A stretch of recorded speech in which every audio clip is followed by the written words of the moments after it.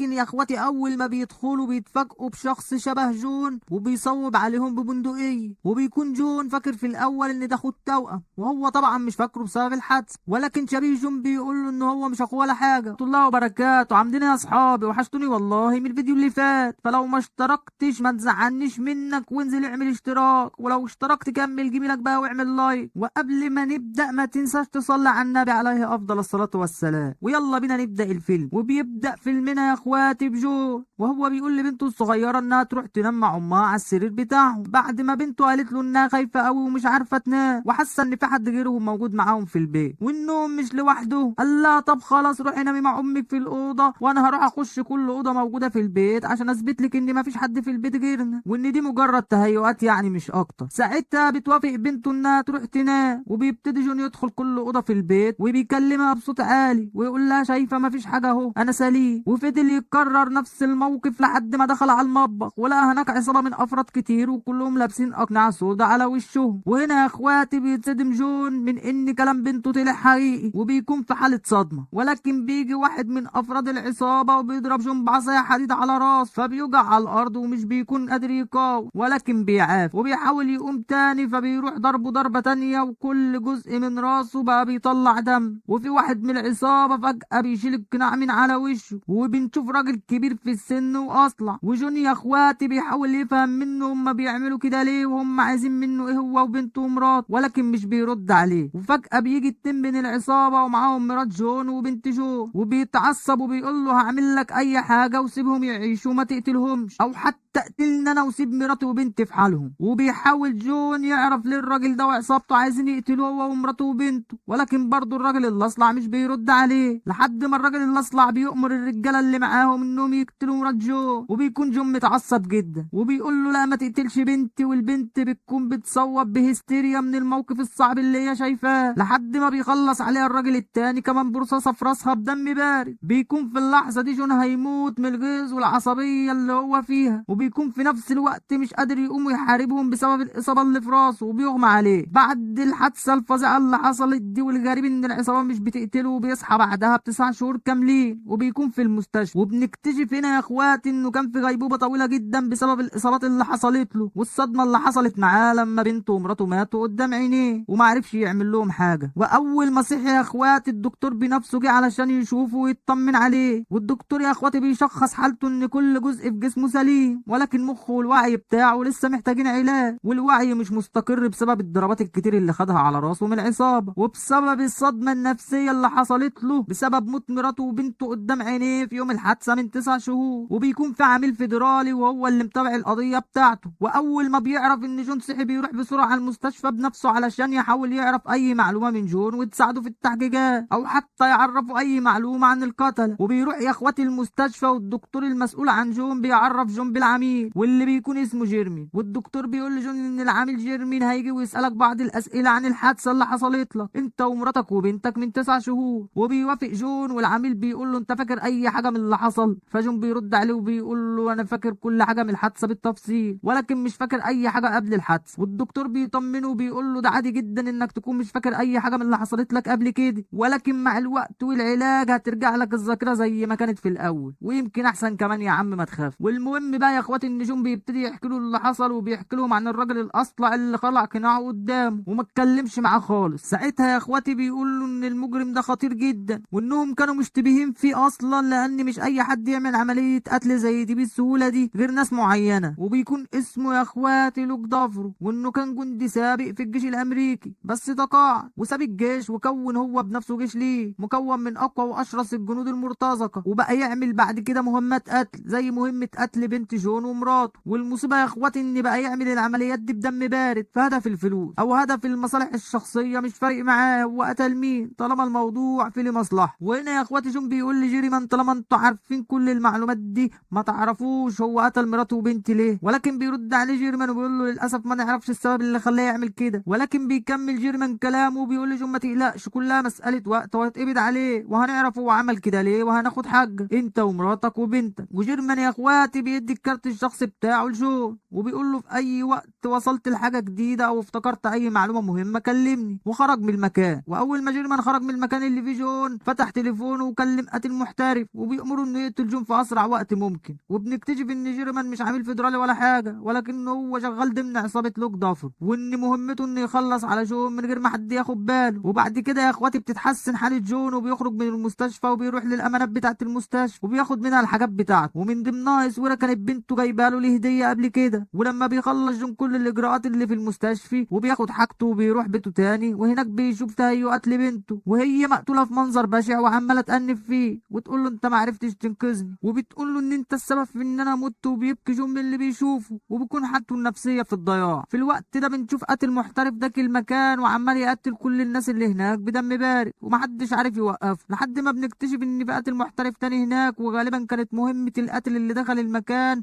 انه يقتل القاتل المحترف التاني. ولكن القاتل المحترف التاني عرف يمسح بيه البلاط المكان، وبيقول له انا مش عارف ايه العيال الفاشله اللي بقت تدخل المجال دي. وبنكتشف ان القاتل اللي اتمسح بيه البلاط المكان ده اسمه شكل مجنون، وان الراجل اللي مسح بيه بلاط المكان ده بيبقى اندرو واللي هو مساعد لوك دافرو. وعلشان جاك المجنون ده كان واحد من اشهر القتله المحترفين المعروفين في المكان، فقرر اندرو انه يسيبه وما يقتلوش ويدق. وفي الوقت ده يا اخواتي جون بيكون قاعد في بيته وفي حد بيتصل بيه على تليفونه وبيقول له انا واحد من صحابك قبل الحادثه، انت كنت شغال معايا قبل الحادثه وانا اعرف معلومات مهمه جدا عن السبب ورا موت مراتك وبنتك، انت لازم تيجي لي دلوقتي فورا. وبيديله العنوان بتاعه وبيوافق جون وبيروح له علشان هو هيموت ويعرف اي معلومه عن سبب موت مراته او بنته، وما يعرفش اي حاجه عن اللي حصل لهم. وبيقرر انه يروح له في اسرع وقت ممكن. واول ما بيروح جون بيفتح باب الاوضه اللي ساكن فيها الراجل، بيلاقي الراجل اللي كان بيقول له انه صاحبه ده مرمي على الارض وغرقان في دمه وشكله بشع، والواضح ان في حد كان عذبه بشده قبل ما يقتله. وغالبا الراجل اللي عمل كده ده اكيد تبع عصابه لوك دافرو ان لم يكن هو بنفسه لوك دافرو. وبيهرب جون بسرعه من المكان قبل ما يجي حد ويخلص عليه هو كمان زي ما حصل لصاحبه، وبيروح لمكان يقعد فيه ويشرب حاجه ويفكر في اللي هيعمله بعد كده. ولكن اول ما بيخش هناك بيلاقي واحده بتبص له كانها تعرفه، وبياخد جون باله منها وبيروح لها يكلمها وبيقول لها انت تعرفيني، وبيقول لها انه مش فاكرها وهي بتكون مستغربه من انه مش فاكرها وبتسيبه وبتمشي. ولكن جون بيتتبعها لحد بيتها، واول ما بتيجي الفرصه بيكتم بقها وبيكتفها وبيقول لها لو عملت اي صوت او اي حركه كده ولا كده هقتلك فورا. ولكن بيتفاجئ جون انه فجاه هجم عليهم شكل مجنون وعايز يقتل جون باي طريقه ممكنه، وبيكون معاه فاس يا اخواتي وبيحاول يقتل بجون ولكن بيفشل. وبيحاول جون انه يصد ضرباته او يمشي بعيد عنها، ولكن اللي بيحصل ان شكل مجنون بيعرف يقطع صوابع ايد من ايد جون وبيكون خلاص هيقتله. ولكن بتيجي الست اللي تعرف جون وبتضرب شكل مجنون على راسه، فبيدوخ يا اخواته وبيعرف جون ياخد منه الفاس ويقطع بيها صوابع رجل من رجلين الاتنين. وبيحاول يهرب جون هو والست اللي معاه من المكان بسرعه قبل ما يجي وراهم شكل مجنون تاني ويحاول يقتلهم، وخصوصا ان جاك مصاب ومش هيعرف يقتله بكل قوته. وفي نفس الوقت هو مش عارف مين الراجل دوت ولا عارف هو عايز منه ايه اصلا ولا حتى عارف عايز يقتله ليه. وبيهرب بالعربيه بتاعته هو والبت اللي معاه من المكان بسرعه، وجاك المجنون مش بيعرف يحصلهم بسبب الاصابه اللي كانت في رجله. وبيروح جاك المجنون لمجرى العصابه بتاعتهم تاني، وهناك بنشوف اندرو كان بيعمل خطاب حماسي لكل الاعضاء اللي كانوا هناك وبيقول لهم احنا كل العالم بيكرهنا لاننا احنا على حق والصح وهم الغلط، وبيقول لهم ان بسبب كده احنا لازم نقتلهم كلهم ونخلص عليهم وننظف العالم منهم ونبتدي بقى عالم تاني احسن من غيرهم. والكل بيتحمس يا اخواتي، وجاك المجنون هو كمان بيتحمس رغم اصابته بكلام اندرو، وبيقرر انه يفضل موجود في العصابه دي ويكمل معاهم ويعمل كل اللي هم طالبينه منه. وبيروح جون ومعاه البت اللي كانت معاه الفندق وبيحجزوا هناك اوضه علشان يستخبوا فيها. وبنعرف ان البت دي اسمها ساره، وبتقول له ليه انت سبتني من 9 شهور بعد ما خليتني احبك واتعلق بيك؟ ليه عملت فيا كده؟ وطالما انت كنت ناوي تسيبني وتمشي ليه اصلا فضلت معايا فتره طويله كده لدرجه اني حبيتك؟ لكن جون طبعا يا اخواتي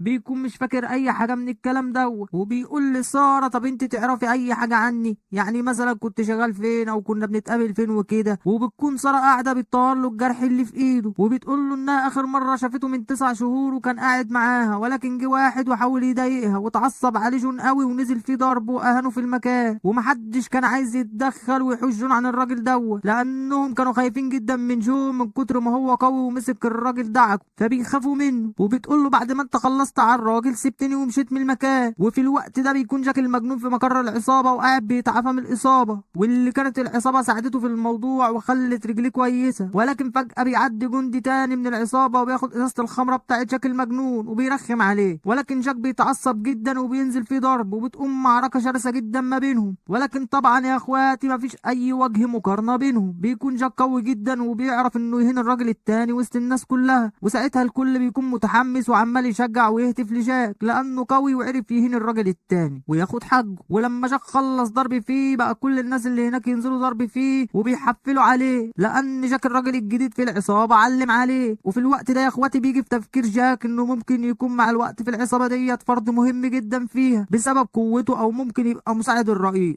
او يبقى هو الرئيس نفسه للعصابة. ولكن وسط الاحداث دي كلها بيجي لوك للمكان وبيضرب رصاصة في الهواء والكل بيخاف منه وبيحترموه وبيبصوا في الارض عشان هم خايفين منه ومش عايزين يضايقوه. وبيروح عند الجندي الضعيف اللي جاك علم عليه وبيضربه رصاصة اخيرة بيقتله، وبيروح يقف قدام جاك وبيبص له في عينه كانه بيخوفه. وفعلا بيكون جاك خايف منه لانه قتل واحد من رجالته بدم بارد وبايده كمان، وبيخاف منه وهو بيبص كمان في الارض زي ما بيعمل بقيه اعضاء العصابه. وفي الوقت ده اخواتي بيروح جون للمكان اللي ساره قالت له عليه انه كان شغال فيه قبل ما تحصل له الحادثه. واول ما بيروح هناك يا اخواتي كل الناس بتتعرف عليه وبيقولوا له انت كنت فين كل ال9 شهور دول؟ ده احنا بسببك الشغل كان بايظ. وفي واحد من اللي شغالين شكله كان صاحب جون قوي، فجون بيقول له انه عايز يقابل المدير بتاعنا، ولكن الراجل التاني بيحذره وبيقول له ان المدير بيكرهه جدا. ولكن جون بيكون مش فاكر طبعا ايه اللي حصل وبيكون مش مهتم وبيقول له مش مهم انا محتاج اقابله.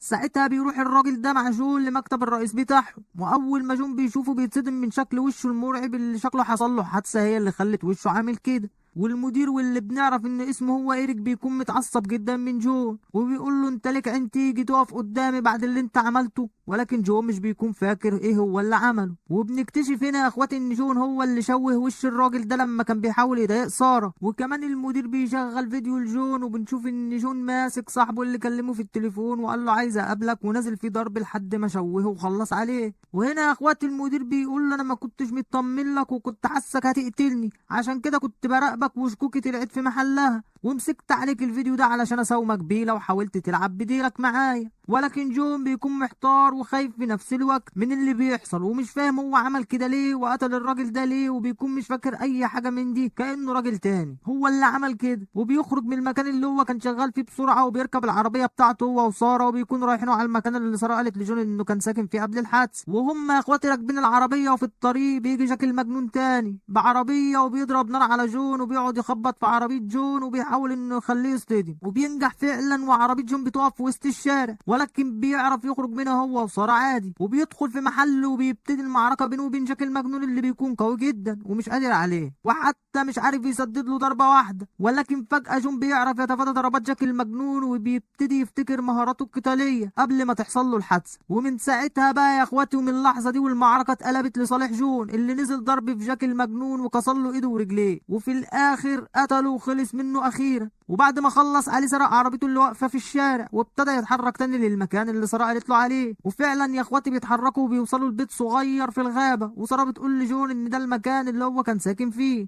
ولكن يا اخواتي اول ما بيدخلوا بيتفاجئوا بشخص شبه جون وبيصوب عليهم ببندقيه، وبيكون جون فاكر في الاول ان ده اخوه التوأم وهو طبعا مش فاكره بسبب الحادث. ولكن شبيه جون بيقول له ان هو مش اخوه ولا حاجه وبيبتدي يحكي له القصه وبنعرف ان جون كان شغال مع لوك وانه كان من اقوى الناس اللي موجودين في العصابه وده بيفسر سبب مهارته القتاليه. وبيقول له ان في فتره اختفائهم في العصابه استخدموا جينات جون واجهزه حديثه ومتطوره جدا علشان يعملوا شبيه لجون وغسلوا مخ الشبيه ده علشان يكون شبيه جون في كل حاجه. وبنعرف ان اللي ساره حبته مش جون الحقيقي ولكنه هو شبيه جون، وشبيه جون بيقول لها ان هو كمان بيحبها ولكن هي نقطه ضعفه الوحيده، ولكن كان لسه هيقتلها ولكن جون الحقيقي بيمنعه قبل ما يقتلها. وجون بيمسك البندقيه وبيقتل الشبيه وبيخلص عليه. وبعد كده جون بيقول لساره في جهاز تتبع محطوط في رقبته من ورا وبيطلب منها انها تشيله. من الواضح كده يا اخواتي انه افتكر الكلام ده من ساعه ما شاف الشبيه بتاعه، ولما ساره شالت الجهاز قال لها انه هيروح لعصابه لوك عشان يخلص عليها وبيقول لها يعني انت حره دلوقتي تعملي اللي انت عايزاه بعيد عني وتبتدي حياه جديده. وبيسيبها وبيمشي وبيبتدي يا اخواتي في طريقه لحد ما كان عصابه لوك اللي هو كان عرفه من الشبيه بتاعه قبل ما يقتله. وبيقرب من نهر وبيكون في هناك قارب في رجاله من رجاله لوك وبياخدوه بيروحوا للمقر وفاكرينه انه هو شبيه جون وما يعرفوش ان هو جون الحقيقي. واول ما بيروح هناك بيودوه في اوضه وبيقولوا له انه يستنى الدكتور بتاعه، وفعلا بيقعد يستناه. اول ما الدكتور بيجي بيقول له انا اللي صنعتك يا جون، وان انت اقوى من الاول واحسن من الاول. وجون هنا يا اخواتي بيساله هم ليه قتلوا عيلته، وبيكون الدكتور مستغرب انه عارف الموضوع دوت، وبيقول له ان دي مجرد ذكريات غلط عندك ومش حقيقيه وما حصلتش اصلا، وانه حط الذكريات دي في دماغه علشان يكون عنده دافع للجد ويكون اقوى. والدكتور هنا يا اخواتي بيقول له ما تقلقش، انا هشيل الذكريات دي دلوقتي من دماغك وهتبقى تمام. وجون بيصدقه وبيقول له تمام شيلها لي. والدكتور بيبتدي في تجاربه الغريبه، ولكن بيفشل في انه يشيل الذكريات دي بسبب انها ذكريات حقيقيه مش ذكريات كدابه يعني هو حاططها في دماغه. ونتيجه التجارب الغريبه دي يا اخواتي جون بيفتكر كل حاجه، وانه فعلا كان جزء من عصابه لوك، ولكن سابها علشان يكون اسره ويتجوز وعاش فتره في سلام. ولكن لما العصابه احتاجته راحت وقتلت عيلته، وزرعوا جهاز تتبع في رقبته عشان يكون تحت سيطرتهم ويرجع تاني ليهم ويكون جزء منهم، لانه كان من اقوى الناس في العصابه. واول ما بيفتكر جون الذكريات دي كلها ويفتكر ازاي عيلته ماتت على ايد لوك بدم بارد بيتعصب وبيفك ايده وبينزل ضرب وقتل في كل اللي بيقابله. وبالرغم يا اخواتي منهم كانوا كتار جدا ومعاهم اسلحه كتيره ومدربين على اعلى مستوى، ولكن جون بيكون اقوى منهم كلهم وبيخلص على كل اللي بيجوا قدامه من غير ما يحصل اي حاجه. وبيبتدي يا اخواتي هنا بقى ياخد الاسلحه من جثث الرجاله اللي بيقتلها، وبقى يضربهم في راسهم بالرصاص وبيخلص عليهم من غير رحمه. وعمال يتقدم اكتر واكتر في المقر لحد ما قابل اندرو اللي كان عايز يقتل جون باي شكل، وبيكون متعصب منه جدا وبيكون قوي جدا، ولكن جون بيحاول يتصدى ليه ويتفادى ضربات، وبتقوم معركه شرسه وغشيمه جدا يا اخوات لحد ما اندرو بيعور جون في ظهره بالسكينه. ولكن جون يا اخواتي بيعرف يتصدى ليه وبيضربه في المسدس في ركبته، ولكن اندرو بيقاوم من الالم وبيكمل المعركه، وبتكون معركه غشيمه جدا لحد ما جون بيعرف يخلص على اندرو بطعنات كتير في جسمه، وفي الاخر بيديله طلقه في دماغه زي بقيه اعضاء العصابه وبيخلص عليهم وبيكمل طريقه. وهنا بقى يا اخواتي بيوصل للمكان بتاع لوك وبيكون عايز ينتقم منه، وبيحاول لوك يقول لجون انه ينضم ليهم ويسيبهم الانتقام والهبل دوت، ولكن بيتعصب جدا جون وبيكون في سيف في ايده بيروح يرشقه في كتف لوك وبينزل في ضرب. ولكن بالرغم من ده كله لوك بيضرب جون وبيوقعه في الارض وبيشيل السيف من كتفه وبيضرب بجون وبيوقعه على الارض، ولكن جون بيقاوم وبيكمل الحرب ما بينهم لحد ما لوك يا اخواتي بيستسلم، وبيكون جون متردد في انه يقتله. ولكن يا اخواتي بيفتكر اللي عمله في عيلته بيقتله وبيخلص عليه. وبيكون في ورا جون جنود من بتوع لوك، ولكن هم متعودين على تقديم الولاء والطاعه للقائد، والقائد مات على ايد جون، فبالنسبه لهم يا اخواتي جون هو القائد الجديد وبيبقوا تحت طوعه وبيبقى جون هو قائدهم. بعد كده جون بيروح يقابل عامل الاستخبارات اللي كان شغال مع لوك، وبنكتشف ان كل ده مخطط منه علشان جون يقتل لوك، وانه كان ممكن يمنع لوك من قتل عيلة جون، ولكن بيسيبه يخلص عليهم علشان يكون جون اقوى ويعرف يخلص عليهم. ولكن جون بيتعصب عليه وبيشوف انه كان جزء من موت عيلته وبيقتله. وبيبتدي جون يا اخواتي حياته الجديده وهو قائد المرتزقه بتوع لوك، وبيقرر يا اخواتي انه يستخدمهم في منفعه البشريه مش في الضرر. وبعد النهايه الجميله دي يا اخواتي مستني دعمكم اللايك والكومنت، وجزاك الله كل خير لو عملت لي شير. كان معكم شرقاوي اللي عامل بلاوي، والسلام عليكم.